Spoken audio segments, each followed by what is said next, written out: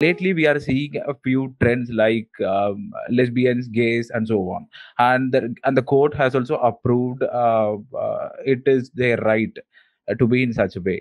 And now what I see is there are children. The reason why I'm asking this question is I've seen one YouTube video in which a YouTuber is asking questions to children, say they are in the 15 to 17 years of age, and they say that they are yet to discover whether they are a lesbian or a gay or a straight or something.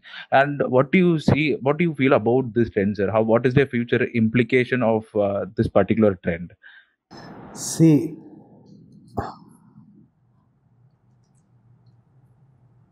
first of all, the bigger issue is animalistic sexuality itself.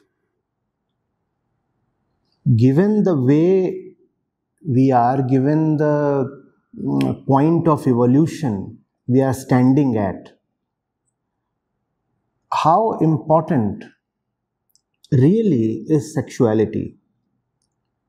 On one hand, we are testing the limits of the universe. We are searching for extraterrestrial life. We are sending probes to distant planets. These are the kind of things we are doing. On the other hand, we are rushing after males and females as animals do. Even animals have some moderation. So, whether you rush after a woman, being a man, whether you rush after a woman, or you run after a man, the thing is you are still running after a body. Are you getting it? And is the body your primary identity? The body is indeed the primary identity of animals. Or is discretion and thought and consciousness or understanding, are they your primary identity? If a man is physically alive, but just not able to think, do you even call him alive? And let's say physically he is doing everything that an animal does. He can eat, he can breathe, he can walk, he can make sounds without having any language, and he may even exhibit sexual excitation.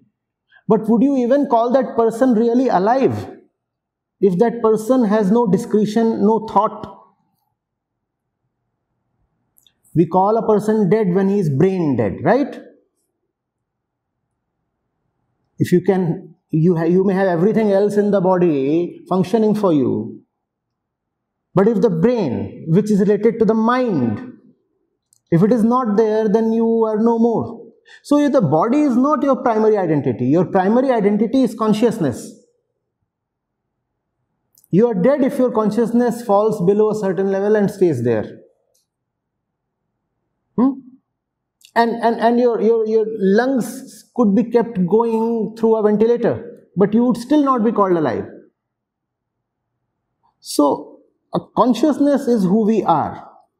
And if we are conscious, then you know very well what to do with the body.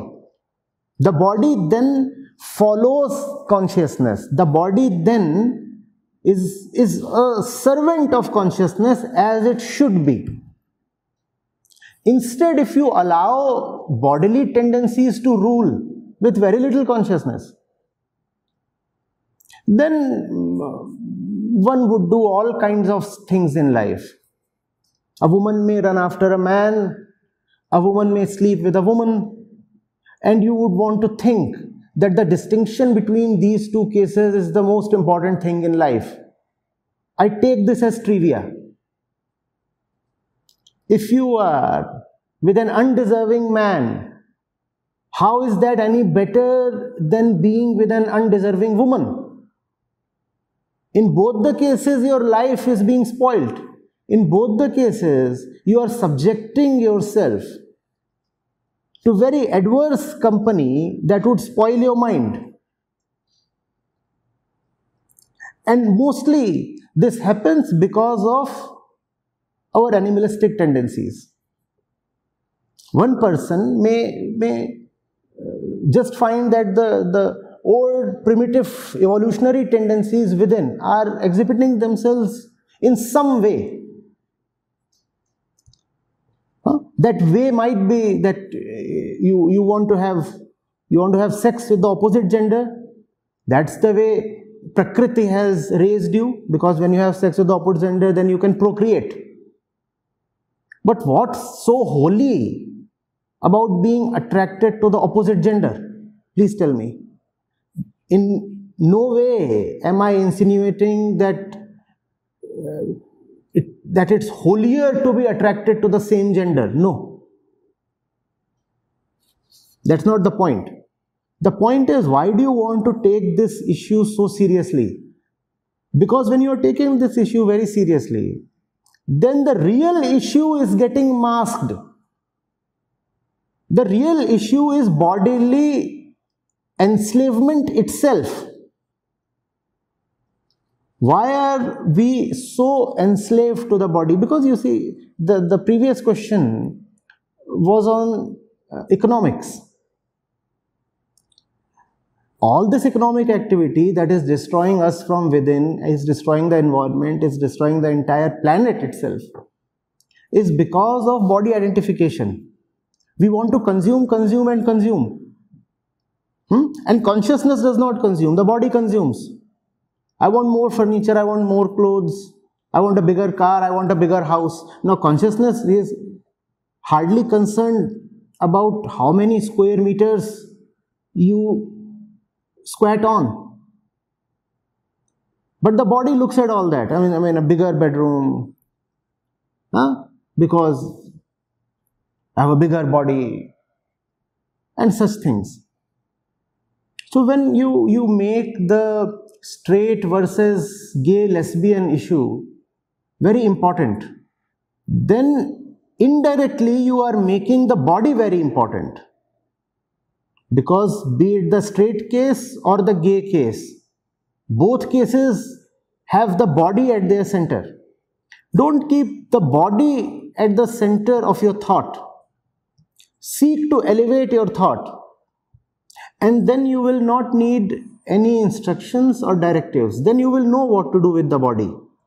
Then there would be no need to form a policy, legal or moral, regarding whom to approach, whom to sit with, and who to sleep with. As an adult, it's your sovereign right to decide on that. Just that right needs to be backed and exercised by a very aware mind. If you know nothing of life, if you cannot think properly, if you have no discretion, then any decision that you make in life will be flawed, including the decisions in the sexual domain.